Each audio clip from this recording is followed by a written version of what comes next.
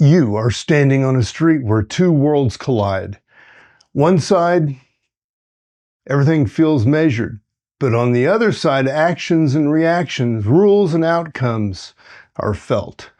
On the other hand, it's a cacophony of interpretations, emotions, and invisible forces that we can't fully name.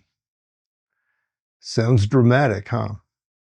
The tension between these two worlds is where we often find ourselves, lost in the gap, searching for meaning, and that hollow dissonance, that unsettled place you can't quite explain, is where so much of human experience is really hiding. I'm Mark Roach. Welcome to Transcendent. This is a space to help you explore your authenticity, uncover your uniqueness, that essence that you and no one else and nothing else in this world can replicate. What I'm sharing here is not always comfortable. It comes from a life filled with twists and hard questions, and sometimes painful growth.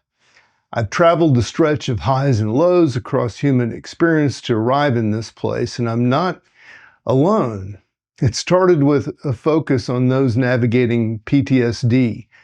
But I've realized the human struggle does not discriminate. Whether whispers or upheavals, everyone feels displaced at some point. Some of us see it daily. Others see it only when life slows down enough that the cracks become evident. This space is for all of us, though, on a shared and unpredictable path, a place for those willing to seek what's beneath the surface. The clash between transactional and causal shapes not just thought, but our existence. The transactional world tells us that if you input the right data, the result will be predictable. Press button A and B will follow.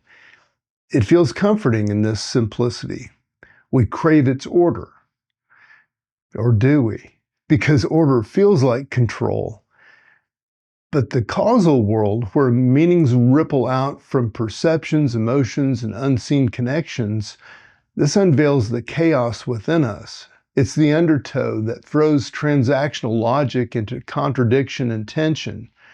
Living between these two worlds can be exhausting. Language often amplifies this disconnect. We like to think that if we can name something, that we can own it, control it. But how many experiences do we have that words simply fail to describe? Call something pain or love, and you reduce it. Reality is never just what sits on the tip of your tongue, and yet words remain the tools we use to frame our world, inadequate as they are. The result is a kind of cognitive dissonance, a mental static that leaves us searching.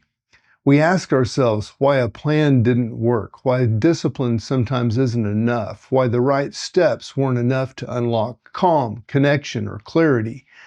We see glimpses of something beyond this logic when we engage with art, music, and poetry.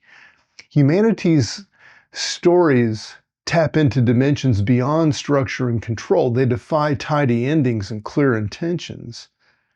Think of a melody that captures you, pulling at threads you didn't know were loose within you. A song or a poem isn't about reducing reality to a rule. It's a call to feel, to sense what's beyond measurement. That's what art exists for, doesn't it?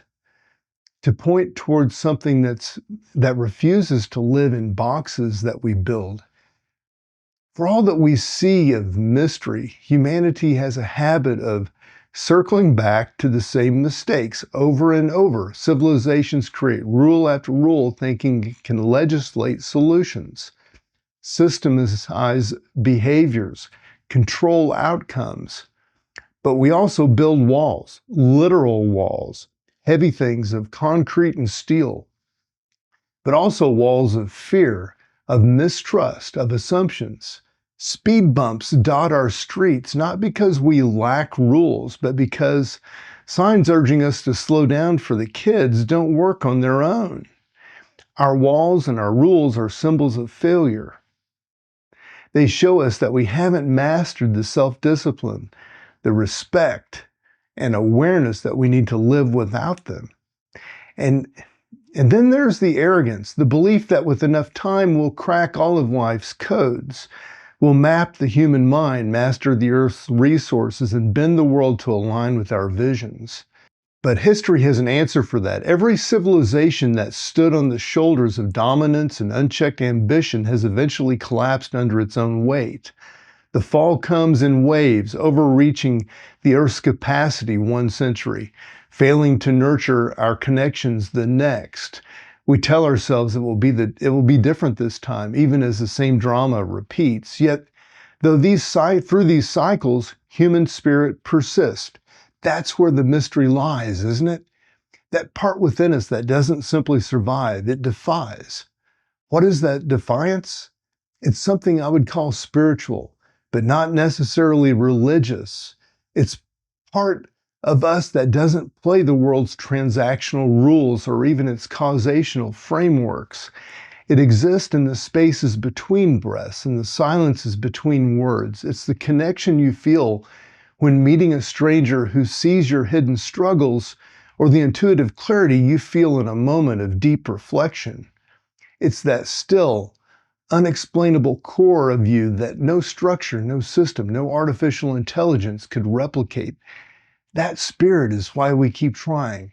We write, we speak, we build, we break, all in search of something whole. That pursuit will never be finished. That, I believe, is the point.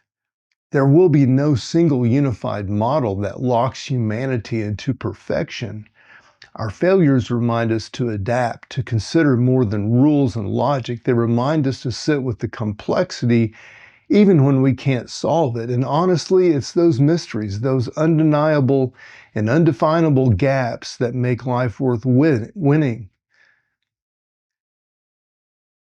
And honestly, it's those mysteries, those undefinable gaps that make a life worth living.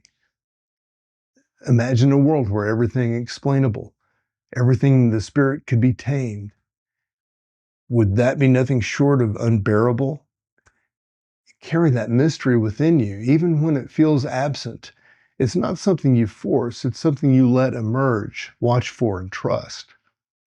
The world will try to shape you through systems and controls and expectations. Some of these may even serve a purpose. But what's beyond the surface? That's what defies it all. What remakes you time and time again in the face of whatever comes next. I'm Mark Roach, and this is Transcendent, wishing you all the best.